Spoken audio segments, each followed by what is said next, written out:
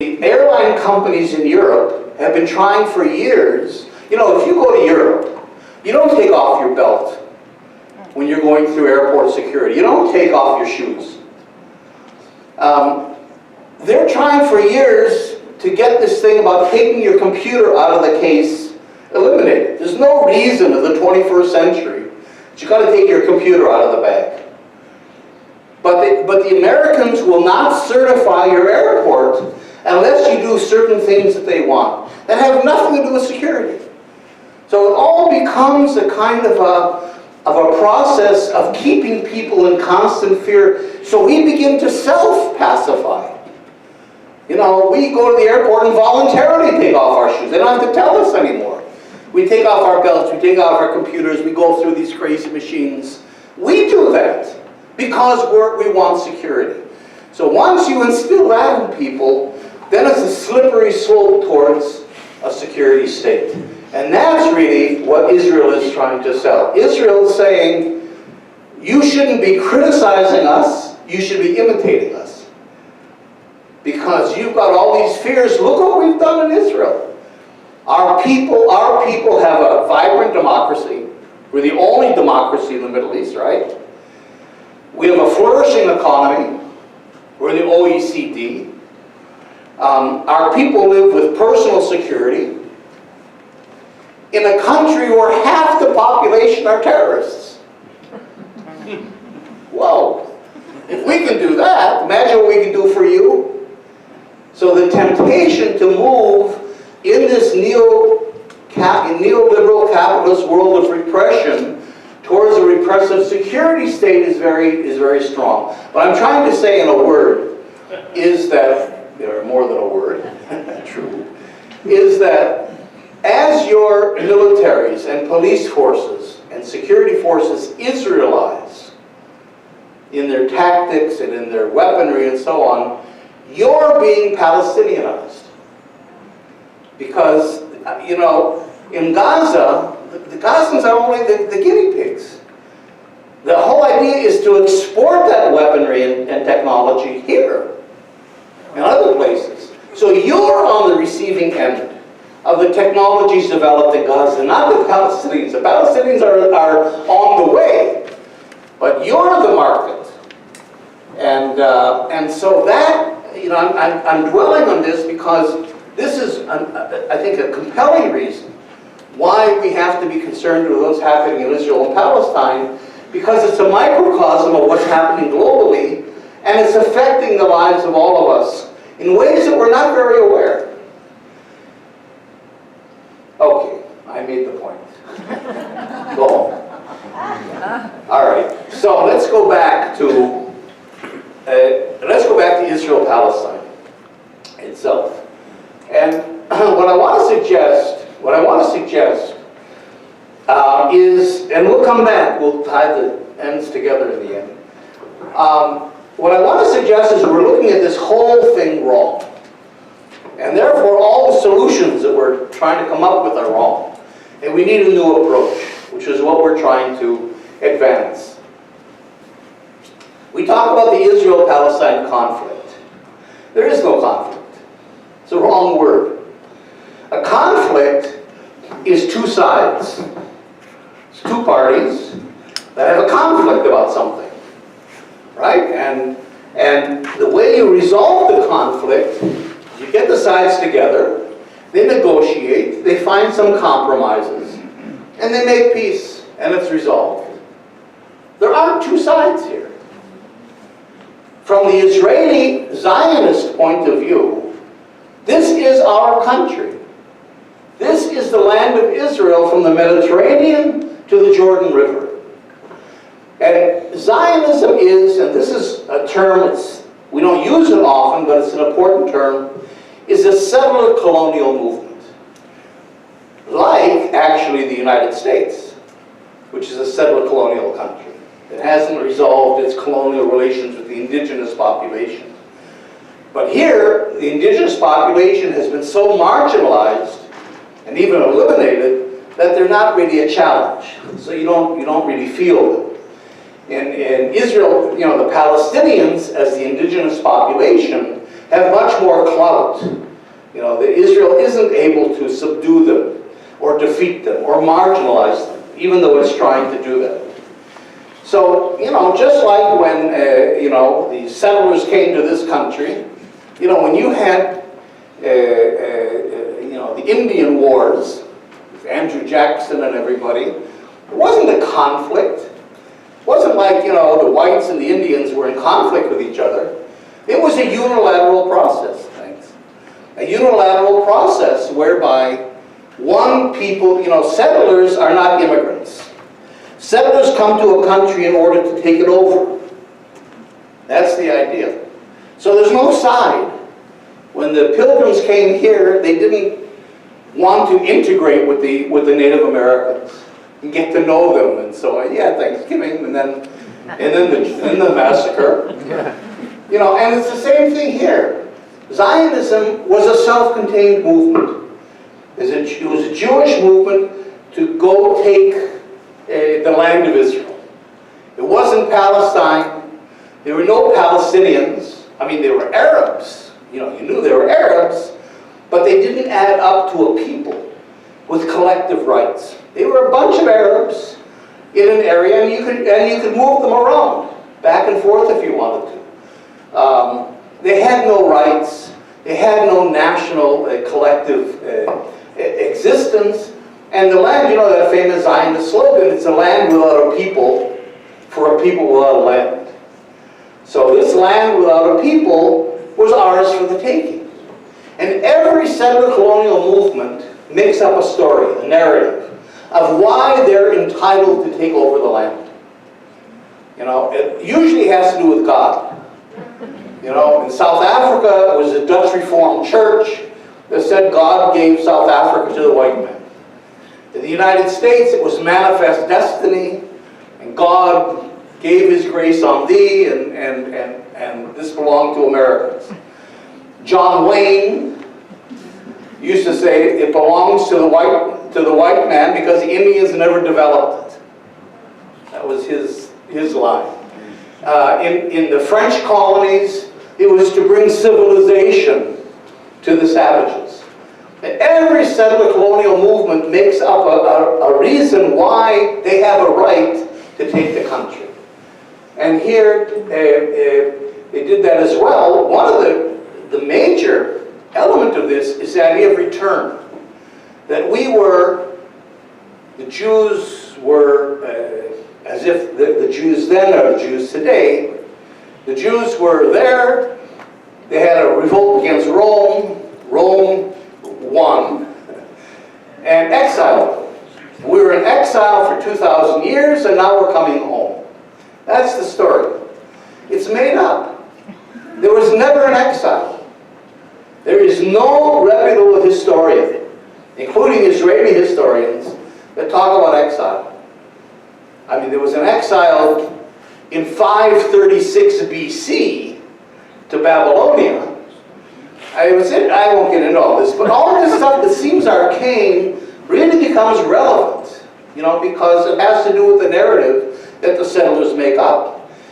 You know, in 536, I think it was BC, I was young in those days, so we're talking about 2,500 years ago, the Babylonians exiled the Judeans to Babylonia. And 50 years later, in 580 BC, Cyrus the Great, the Persian emperor, conquered Babylonia and said to the Jews, you can go home. And the Jews said, you know, it's kind of nice here in Babylonia. You know, it was sort of the New York of its day. So a few stragglers went back with the prophets Ezra and Nehemiah, but just a few. Since that time, from the 580s BC until today, the vast majority of Jews have lived abroad voluntarily. They said that, you know, they're not in exile. And there was no exile from the Romans. There's a very interesting book by an Israeli historian named Shlomo Sand like on the beach, called The Invention of the Jewish People. And he gets into this whole kind of a narrative. But that was the idea then, that we're coming home, we're coming back. even though it was a made-up narrative. You still hear it. That's still the Israeli narrative. We're coming back to our land, and it's our land exclusively. There is no other claimant to the land, and therefore the process of taking the land is unilateral. You start here, and you move eastward. So what happened in 1967 wasn't that this isn't an occupied territory. The international community sees it as occupied. Palestinians might see it as occupied. But from a Zionist Israeli point of view, which I've been trying to argue until now is the one that really matters, because that's where the power is, there's no occupation. Israel has always rejected the idea of occupation. How do you occupy your own country? So from Israel's point of view, this is Judea and Samaria. And it's not only, I mean, those of you with a biblical perspective, it's not only, you see, the whole idea of occupation is that somehow this is external to Israel. Here's Israel, and these are external territories that can be detached, that don't belong, that can become another state. That's not the way Israel looks at it. This isn't a detachable, this is the heart of the land of Israel. This is Judea and Samaria. This is where the biblical events happened, not in Tel Aviv. So in a sense, this was simply the last stage of a process that we call Judaization. That's the important term. If I would put the whole Zionist movement into one word, it would be Judaization. And this is an official Israeli word. It's used by the government. We are Judaizing Jerusalem. We're Judaizing the Galilee. We're Judaizing, and it's a good thing. You see, in this country, in a democracy, it would be racist to say we want to whiteify Fort Wayne, even though there's some people who might think that, I'm sure. Still, giving a privilege to one group over others is racist. In a country like Israel, that's what we call an ethnocracy, not a democracy. And ethnocracies come from Eastern Europe, where Zionism came from. Russia, Poland, Romania. There, the idea is a country belongs not to its citizens, but to one particular group. Hungary belongs to Hungarians. So we don't like the Gypsies, and the Roma, and we certainly don't want refugees coming in from Syria. Because we want to keep a pure Hungary. The Soviet Union was an empire, and rather than Ukrainians becoming a part of the Russian citizenry, there was a Russification process. That's where you get the conflict today. Russia moved Russians to Russify the Ukraine because the Soviet Union and Russia today belongs to Russians. Poland belongs, that's an ethnocracy. And that's what Zionism is. Zionism came out of Eastern Europe. So the idea here is this is the land of Israel. It belongs exclusively to us. And we're in the process of Judaizing it. And that's a good thing. To get Arabs out and to make Jerusalem a Jewish city is a good thing. It's not racist. So the whole logic is a different kind of a logic in a settler colonial situation. So that basically then, we're simply incorporating Judea and Samaria, which is the heart of the land of Israel, into the rest of Israel, which means there was never a two-state solution, even entertained by the Israeli leaders. And in Oslo, in fact, Israel never committed itself to a two-state solution. It never has. In Oslo, for the negotiations to begin, Israel demanded of Arafat that he write a letter not only recognizing Israel, but legitimizing Israel. Israel without borders. The state of Israel, but not specifying borders. Where in return, all Israel did was to recognize the PLO as a negotiating partner, with no goal to the negotiations. And every time Arafat would say we're negotiating a two-state solution, Rabin would say, no, we're not. We're negotiating. You know, and maybe a two-state solution will emerge, but we're not committed to that. So what I'm saying then is not only is the two, and today I would argue that Israel has laid a matrix of control over the occupied territory. I mean, if anybody can tell me how a Palestinian state can emerge from this, you should win the Nobel Peace Prize. Israel has fragmented, in other words, it was never in the cards. But just to be sure that there'll never be international pressures to force Israel back, we've created massive facts on the ground that have completely eliminated the possibility of the West Bank ever being detached or becoming a Palestinian state. It's like a double layer of security. So the Palestinians, 95% of the Palestinians live in these brown areas, the darker brown being Area A, around the very dark brown of the major Palestinian cities. So the darker area is A, the lighter area is B.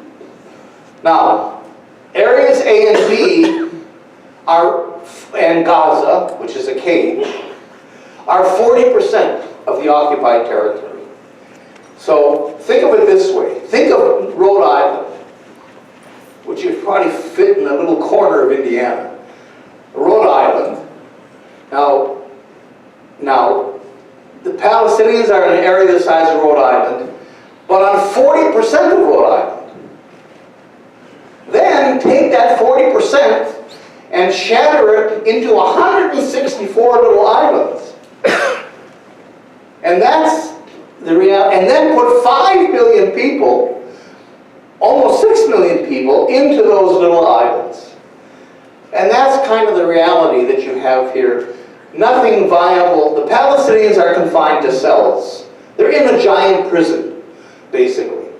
And the rest of the land, the more than 60%, the grayish areas, is called Area C, under Israeli control completely, with these blue dots that are settlements, about 200 settlements, almost 800,000 Israelis live in the occupied territory, Palestinian territory, with Jerusalem, which is kind of the symbolic religious, cultural center, economic center, being gone completely.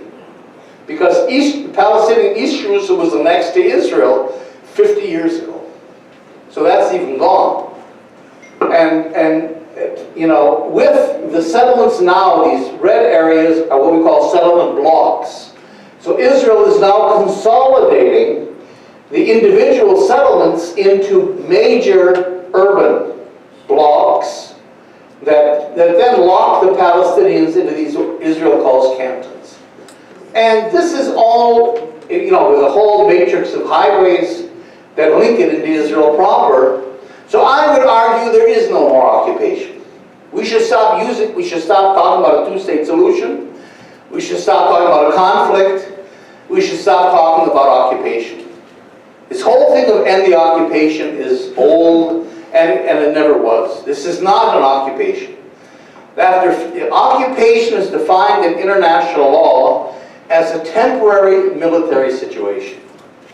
So after 50 years, the fragmentation, the settling of 800,000 Israelis, the facts on the ground say this is no longer a temporary military situation. This has been Judaized.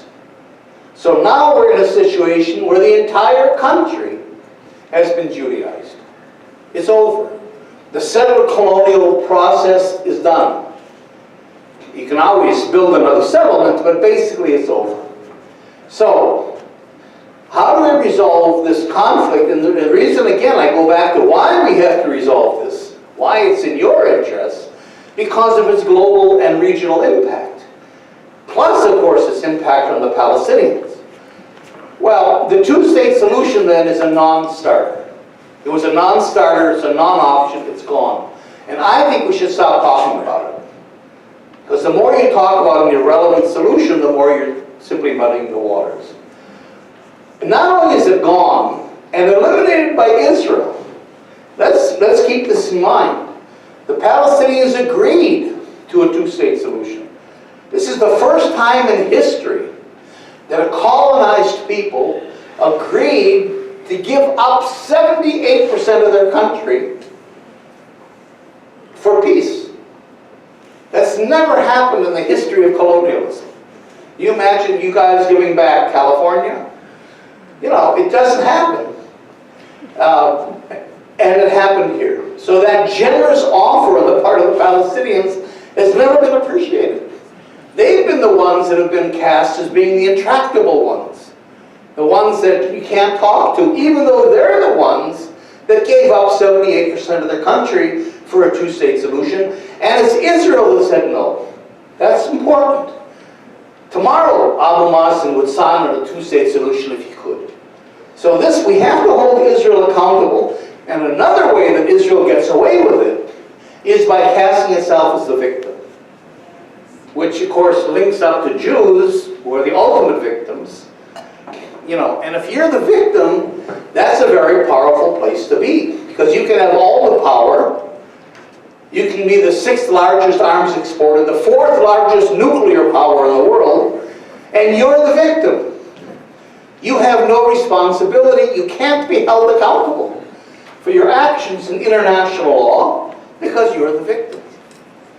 So the framing is important, that it's Israel that eliminated the two-state solution. Israel has to be held responsible for that, which means then that not only is a two-state solution gone, but there already is one state. In other words, between the Mediterranean and the Jordan River, like I said, the settler colonial project of Zionism is over. This is already one functioning country. You can't get into this country from any direction without going through Israeli border controls.